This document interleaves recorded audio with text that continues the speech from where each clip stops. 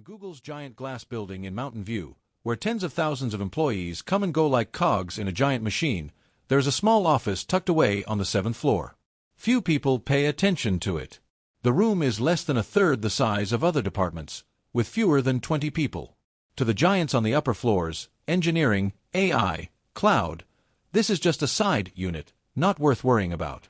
But what most people in the company don't know, or pretend not to know, is that this small department has brought in the majority of Google's direct revenue for 3 consecutive years. And at the head of the room is a young face, Tran, 30, head of content creation.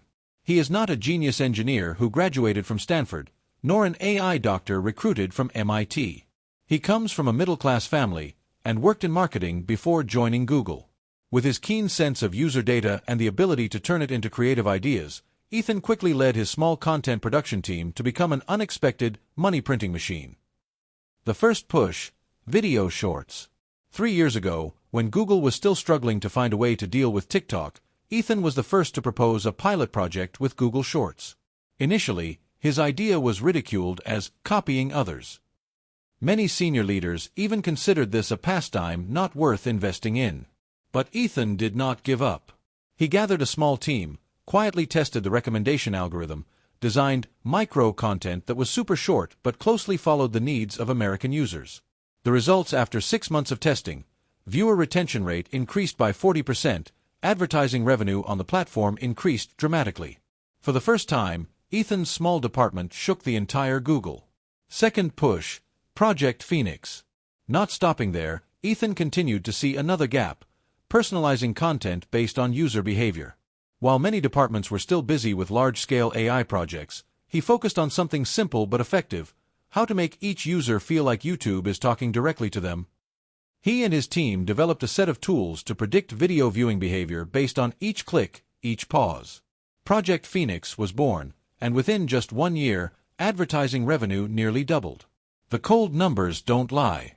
His department's revenue accounts for more than 60% of total revenue directly from video content. Big brands flocked in, because Ethan's analytics system turned advertising into a real customer generation tool, not just a banner running across the screen. The small office, the heart of the giant. Ethan never hid his ambition. He believes that a small department can change the whole corporation. And now, in the glitzy corridors of Google, every leader knows an uncomfortable truth: the smallest, least respected department is feeding the empire. That makes Ethan both a silent hero and a thorn in the side of many powerful people. At a recent meeting, a vice president said publicly, "If this creative department goes down, the entire Google advertising system will go down." The words were like a knife. They both confirmed Ethan's power and secretly put him in the crosshairs. The opening climax. But Ethan remained calm. He knew that the more successful he was, the more dangerous he was. He still kept his morning routine, walking into his small office, greeting each employee by name, smiling and encouraging them. No one in that office thought they were the secret heart of Google. They only knew that each of their ideas could touch millions of people around the world. Ethan, on the other hand, looked further. His eyes were clear-headed. Today's victory could be the start of a fierce battle tomorrow. And he was not wrong. While the small office continued to soar, somewhere in the cold corridors of Google, a secret meeting had begun, discussing how to get rid of Ethan. At Google headquarters, most leaders wore their credentials like armor: degrees from Ivy League schools, patents to their names, and a resume of prestigious roles in Silicon Valley. Ethan Tran had none of that. He was 30, sharp-eyed, confident but never arrogant, and his story was less about privilege than about persistence. He was the son of immigrants, raised in a modest neighborhood where success wasn't guaranteed but earned. What made him stand out was not pedigree but perspective. Ethan had a gift. He could see patterns in data where others saw only numbers. While many executives debated grand visions of artificial intelligence and moonshot projects, Ethan quietly studied what users actually clicked, watched, skipped, and loved. To him, every pause, every share, every like was a thread in a massive tapestry of human behavior. And he knew how to weave those threads into gold. The philosophy of small is scalable. Ethan often told his team, "We don't need to be the biggest team. We just need to be the sharpest blade." Unlike the bloated departments of hundreds, his team had fewer than 20 people. Yet this lean structure was deliberate. Small meant fast. Small meant flexible. While bigger teams drowned in meetings, his group could prototype, test, and launch within weeks. He cultivated a culture where creativity wasn't strangled by bureaucracy. Ideas didn't need approval from a dozen managers. If someone had a vision, Ethan encouraged them to run with it, test it, break it, rebuild it. Failure wasn't punished, it was analyzed. And that was his quiet revolution inside Google. He built a pocket of freedom inside one of the most rigid corporations on Earth. Leading like a creator, not a boss. What set Ethan apart was how he treated his team. He wasn't the kind of manager who barked orders from a glass office. He sat with his developers, his analysts, his designers.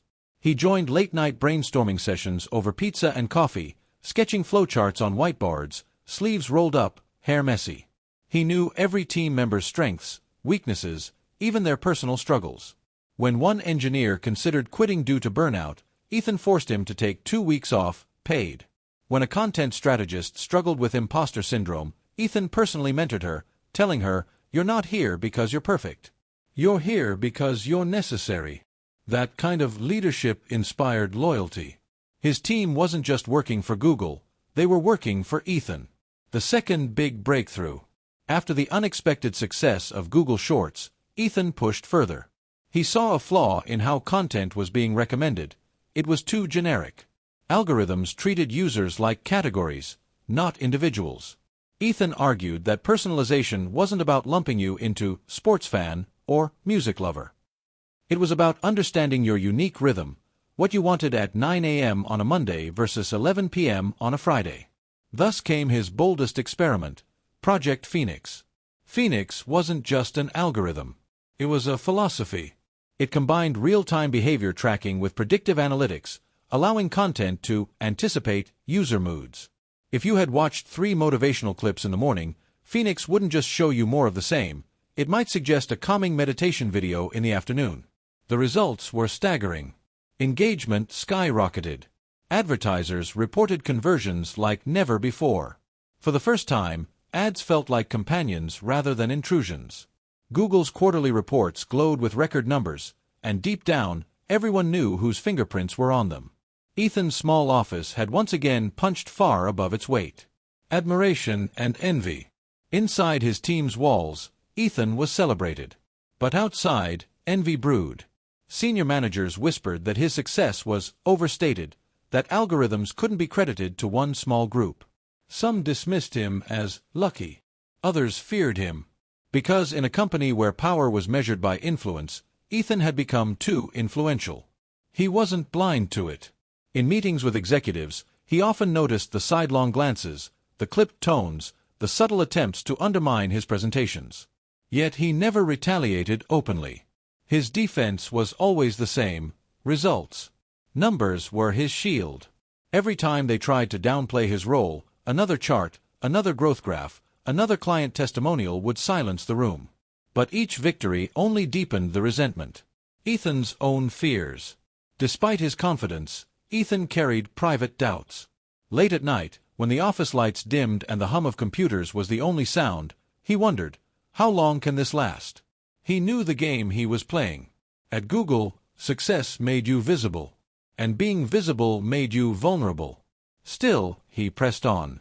Because Ethan believed in something larger than corporate survival. He believed his team was rewriting the way people experienced digital content. And he believed that if he didn't fight for that vision, no one else would. The calm before the storm. By the end of the year, Ethan's team was responsible for more than half of Google's direct ad revenue. The small office that no one cared about had become the beating heart of the corporation. But in the shadows, meetings were being held. Agendas were being drawn. The whisper campaigns grew louder. For some executives, Ethan's brilliance was no longer an asset, it was a threat. And though he couldn't yet see it, the storm was already gathering, waiting for the perfect moment to break. At Google's gleaming headquarters, glass walls concealed more than just conference rooms. They hid ambition, resentment, and a quiet war. Ethan Tran, the young head of the small but mighty content division, had become a paradox. Admired by his team, celebrated by the data, but increasingly despised by those above him. Success, in this world, was never neutral. And Ethan's success was too loud to ignore. Whispers in the halls. It started subtly. In cafeteria conversations, Ethan's name appeared more often, never with praise, but with suspicion. Senior managers muttered, "No one that young can be pulling those numbers alone." Others scoffed, "He's not a tech genius, just a marketer who got lucky." In boardrooms, his slides were interrupted, his forecasts dismissed, his reports cross-examined with unnecessary scrutiny. What used to be curiosity from leadership had curdled into something darker, envy. Behind closed doors, meetings began that didn't include Ethan. And yet they were about him. The Council of Doubters. One evening, after a long day of presentations, a group of department heads gathered in a private office on the top floor. They spoke in low tones, wine glasses in hand. "His team has too much influence," one executive said flatly. "Half our revenue tied to a single office of 20 people? That's a liability. Or a danger," another added. "If he walks out, we bleed. If he stays, he grows too powerful." It wasn't just about revenue. Ethan's leadership style, personal, creative, free of corporate chains, was an affront to their rigid hierarchies. While their departments drowned in red tape, Ethan's team moved like wildfire. It made them look slow, incompetent, replaceable. The conclusion was clear: Ethan was not just a rising star.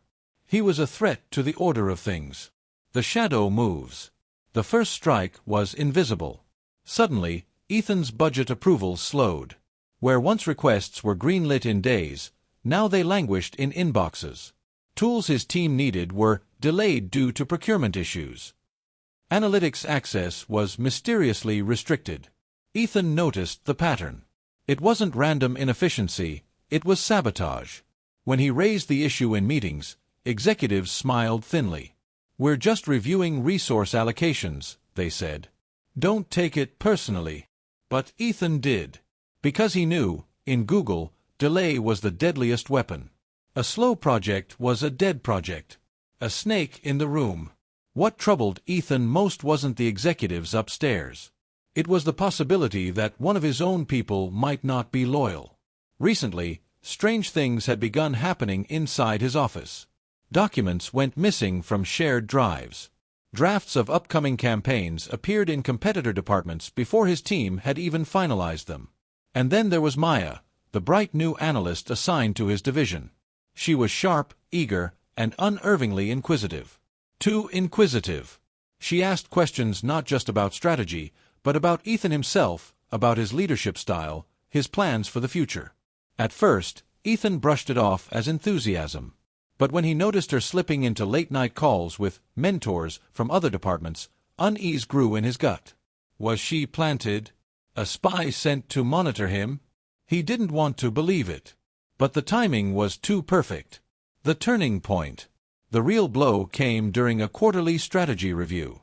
Ethan had spent weeks preparing his pitch for a new initiative, an adaptive advertising system that would integrate Phoenix's predictive engine with live market data. He walked into the boardroom ready to unveil it. But halfway through his presentation, the chief of product cut him off. "We've already heard this idea," she said coolly. She gestured to another manager, who clicked a remote and brought up slides that looked eerily similar to Ethan's. The air left the room. His team's innovation had been stolen, dressed in another department's branding, and presented as their own. Ethan stood frozen, his knuckles white on the edge of the podium. He could feel eyes on him, some triumphant, others pitying. The message was brutal and clear: you are not untouchable. The battle within. That night, Ethan sat alone in his office, staring at the city lights beyond the glass. His team had already gone home, unaware of the ambush he'd endured. For the first time, doubt whispered louder than determination. "What if they're right?" he thought. "What if I can't protect this team from the machine grinding against us?" But then he remembered the looks on his team's faces, the trust in their eyes, the way they rallied around him not because Google demanded it but because they believed in him. And that belief, fragile but fierce, was something the executives couldn't steal. Ethan clenched his fists. If they wanted a war, he would give them one. But not in the way they expected. Foreshadowing the storm. What Ethan didn't know was that the Council of Doubters had already taken the next step. They had someone inside his circle. Someone who smiled at him in meetings, laughed at his jokes, shared late-night coffee, and quietly reported every move he made.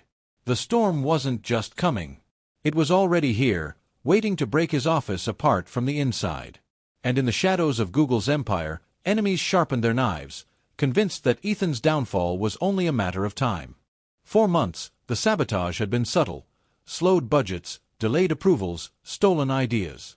But Ethan's office refused to crumble. If anything, the pressure forged them sharper. And now, against all odds, they stood at the threshold of another triumph. The breakthrough. It began with an idea that seemed reckless: integrating Project Phoenix with live ad bidding in real time. Ethan proposed that instead of static campaigns, advertisers could adjust their messaging on the fly, reacting to shifting user moods, even global events, within minutes. At first, the idea was laughed at. Too ambitious, too risky, too unstable.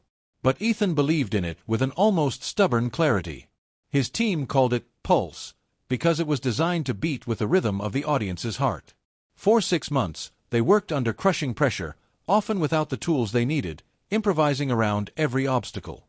Ethan pulled favors from engineers in other divisions, negotiated with ad partners, and even coded late into the night alongside junior developers.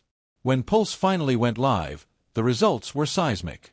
Advertisers reported conversion rates doubling within weeks. Campaigns that once took months to adapt now evolved daily. And users? For the first time, ads felt less like interruptions and more like reflections of their moment-to-moment lives. Revenues soared to historic levels. The quarterly numbers weren't just good, they were extraordinary.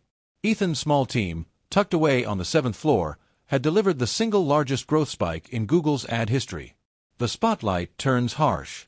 For a brief moment, Ethan basked in victory. His team cheered, hugged, even cried. In their cramped office, pizza boxes stacked on desks and champagne corks bounced off walls. They had done it again, outperforming every expectation. But across the campus, the mood was different. In boardrooms and executive lounges, his success was received not with applause but with thin smiles and clenched jaws. The whispers hardened into accusations. He's centralizing too much power in one office. If this continues, he'll overshadow entire divisions. We can't let the company's lifeline rest in the hands of one young manager. The envy had fermented into fear, and fear turned to hostility. The storm breaks. The clash came during the quarterly review. Ethan walked into the cavernous conference hall, slides prepared, data flawless. He expected resistance, but not what awaited him. As he began presenting Pulse's impact, a senior vice president interrupted with a smirk. Impressive numbers, Ethan. But we need to talk about sustainability. A system this powerful, concentrated in one small office, poses unacceptable risks. The words were rehearsed. Around the table, nods of agreement spread like a virus. Another executive chimed in. Budgets must be redistributed. Pulse should be shared across departments. Your office will no longer own it exclusively. It was not a suggestion. It was a declaration. Ethan's stomach tightened. In one breath, they were stripping away his team's greatest achievement, the very work that had defined their existence. To share meant to dissolve his authority, to scatter his people, to dismantle the freedom that had made them great. He pushed back. Calmly at first. With respect, Pulse works because of how we operate: small, agile, unified. Diluting it across departments will cripple its effectiveness. But the room had already turned against him. You've done well, Ethan, the SVP said with a patronizing smile. But this isn't about you. It's about what's best for Google. The subtext was clear. You've flown too close to the sun. And now we'll cut your wings. Ethan's defiance. Back in his office, his team waited anxiously. They saw the tension on his face before he spoke. When he told them what had happened, silence fell. One engineer slammed his laptop shut in fury. A strategist whispered, "They're dismantling us." Ethan raised his hand. "No," he said firmly. His voice carried both exhaustion and fire. "They think they can break us by taking Pulse. But they don't understand. Pulse wasn't just an algorithm. It was us. It was how we worked, how we thought. If they strip it away, we'll build something better. Faster. Smarter. His team looked at him with a mixture of fear and devotion. They knew the stakes. This wasn't just a corporate disagreement anymore. It was war. The warning. That night, Ethan received an anonymous message slipped under his office door. A single line, typed on plain paper. They will not stop until you are gone. He sat alone in the dim light, the paper trembling in his hands. For the first time, he realized this wasn't about projects, budgets, or algorithms. It was about survival, his and his team's. Ethan looked out at the city lights, determination hardening in his eyes. If they wanted a storm, he would walk straight into it. Because he wasn't just fighting for his job anymore. He was fighting for the soul of the office that had become his family, the small, underestimated group that had built empires from scraps. And deep down he knew, the storm was only beginning. The storm had broken, but Ethan believed he could weather it. His team was united, fierce in their loyalty, bound not by corporate contracts but by shared battles and victories. For years, he had trusted them like family. But every fortress falls when the enemy walks through the gates. Strange cracks appear. It began with small oddities. Draft campaign briefs Ethan had shared only with his direct circle somehow appeared in presentations from rival departments.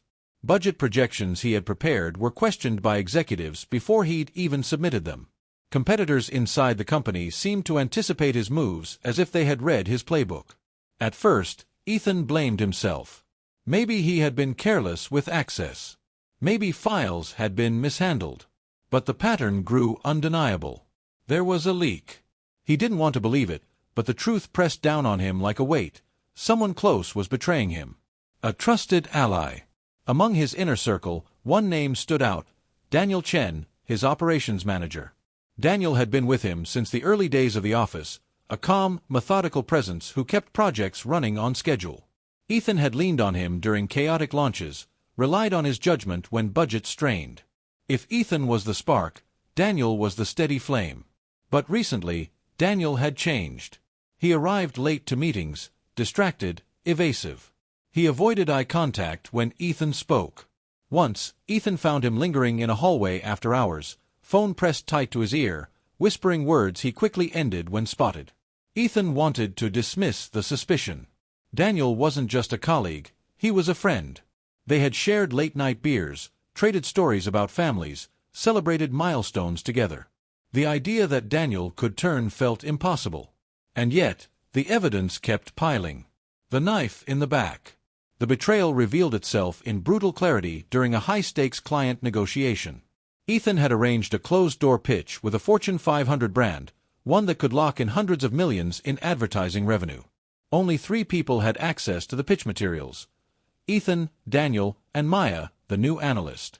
But when Ethan entered the boardroom, he found the client already holding a nearly identical proposal, presented days earlier by another Google division. His face burned as the client politely thanked him, explaining they'd already signed elsewhere. That moment wasn't just embarrassing. It was devastating. Months of work had been stolen, monetized by rivals, and turned against him. His credibility took the hit. His team looked to him for answers, but Ethan had none he could give aloud. That night, Ethan stayed late, combing through digital trails, message logs, access histories. And there it was, Daniel's account had downloaded the pitch deck outside of work hours. The timestamps aligned perfectly with when the other division had mysteriously developed their copycat proposal. The betrayal wasn't speculation anymore. It was fact. The confrontation. Ethan cornered Daniel in the office 2 days later. The rest of the team had gone home, the halls quiet except for the hum of fluorescent lights. Why? Ethan asked simply, holding up the evidence on his tablet. His voice was steady, but inside his chest thundered with fury and grief. Daniel's eyes flickered, then hardened. You don't understand, Ethan. They came to me. They said this team is doomed no matter what. That the higher-ups won't ever let us hold this much power. I had to think about my future.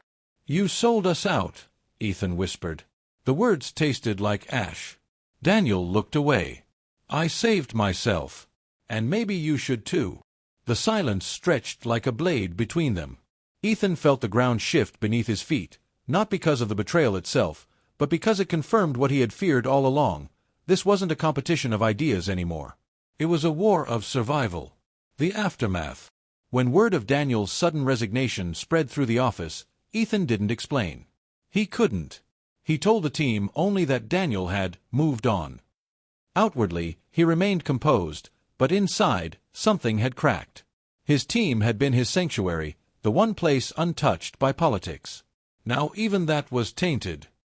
He looked at the faces around him, bright, loyal, determined, but the seed of doubt had been planted. If Daniel could be bought, who else might be tempted? Shadows deepen. Days later, Ethan received another warning, this time not anonymous. Maya approached him after hours, eyes wide with urgency. "They're not just after Pulse," she whispered. "They're after you." Daniel was just the beginning. They want to dismantle this office piece by piece until nothing's left. Ethan studied her, searching for any sign of deceit. Could he trust her? He didn't know. But her words carried the ring of truth. As she left, Ethan remained alone, the city lights spilling across his desk. He realized the game had changed. His enemies were no longer content with whispers and sabotage. They were willing to gut his family, his creation, his very identity to destroy him. The betrayal of Daniel had taught him the harshest lesson of all: loyalty was fragile, and power had a price. And Ethan knew, as he clenched his fists against the rising tide of anger, that he would not forgive. He would not forget. The war inside Google had crossed a line. And the next move, he vowed, would be his. The betrayal of Daniel had left scars that Ethan carried quietly. His team sensed it in his silence, the way his eyes lingered too long on their screens, as if searching for cracks that might widen into another knife in the back. Trust was still there, but fragile now, brittle where it had once been unshakable. And just as the wound had begun to scab over, the corporation pressed harder. The sudden cuts. It began with budgets. Without warning, Ethan's department received notice that their funding for the next quarter would be cut by 30%. No justification. No discussion. Just a cold email from finance with a list of cost optimization measures. The cut was brutal. Projects in motion froze overnight. Partnerships Ethan had fought months to secure crumbled without the resources to sustain them. His developers stared at him in disbelief when he broke the news. "But we're the ones generating the revenue," one said. Ethan could only nod grimly. Logic didn't matter here. The numbers spoke for themselves, but numbers had stopped being the weapon. Politics had replaced them. Tools taken away. As if the budget slash weren't enough, access to key internal systems suddenly became restricted. Analytics dashboards his team depended on returned error screens. New approvals for advertising partnerships stalled. Everywhere Ethan turned, doors that had once been open slammed shut. Each closed system was another shackle, tightening around his office. "They're choking us," whispered one of his engineers during a late-night debugging session. "They want us to suffocate." Ethan didn't deny it, because he knew it was true. The frame job. Then came the accusation. At a leadership meeting, a vice president dropped a bombshell. Data from Ethan's office had been flagged for non-compliance with privacy protocols. The words hit the room like gunfire. Privacy was sacred at Google, and even the hint of a violation could end a career. Ethan's pulse thundered as he flipped through the report, recognizing it instantly for what it was: fabricated. Logs had been manipulated. The so-called violation was a ghost. But perception mattered more than proof. The room filled with pointed glances, murmurs, and notes scribbled into tablets. One executive leaned back, smirking. "Perhaps Ethan's office has grown too fast. Too reckless." Ethan's jaw tightened, but he kept his voice even. "We've always followed compliance. I'll provide documentation within 24 hours. He did. He stayed up all night with his remaining loyalists, combing through logs, compiling airtight evidence, disproving every false claim. By morning, he handed over a report so detailed that even his enemies couldn't dispute it. The accusations evaporated, but the damage lingered. The suspicion had been planted, whispered into ears that would not forget. Strain on the team. The pressure took its toll. Once bright faces in Ethan's office now carried shadows beneath their eyes. Some whispered about transferring to safer departments. Others hesitated before speaking, afraid their words might be twisted or leaked. For the first time, Ethan saw fractures in the loyalty he had built. The fear was spreading, invisible but contagious. And he felt the weight of it crushing down on him. How long could he ask them to fight, when the machine above seemed determined to grind them all to dust? A warning from within. One evening, as the office emptied, Maya lingered at his door. Her voice was low, urgent. "They're setting the stage, Ethan. This isn't just sabotage anymore. They want to eliminate the office completely. Dissolve it into other divisions. By the next quarter, your team might not exist." Ethan studied her, torn between gratitude and suspicion. He still couldn't shake the unease about her loyalties. But her warning rang true. He had felt it in the air, in the way the executive spoke to him now, like he was already obsolete. He leaned back, exhaustion etched across his face. "Then we fight back," he muttered. "Not just with numbers this time. With something they can't bury." Maya tilted her head. "And what's that?" Ethan's eyes hardened. "Proof. If they want war, I'll drag their shadow games into the light." The tightening net. But even as he said it, Ethan knew the noose was closing. His enemies had already shown their ruthlessness, buying loyalty, fabricating evidence, starving his team of resources. They wouldn't stop until he was broken, isolated, erased. And somewhere, among the 20 faces he still led, he wondered, how many more would turn before this war was done? That night, he left the office long after midnight. The halls were empty, echoing with the silence of a company that wanted him gone. As he walked past the glass walls of executive offices, he caught his reflection, tired, strained, but unbowed. The net was tightening, yes. But Ethan had no intention of going quietly. In the shadows of Google's empire, he resolved that the next move would not be theirs. It would be his. Part 2 is still on the channel. Please watch and follow.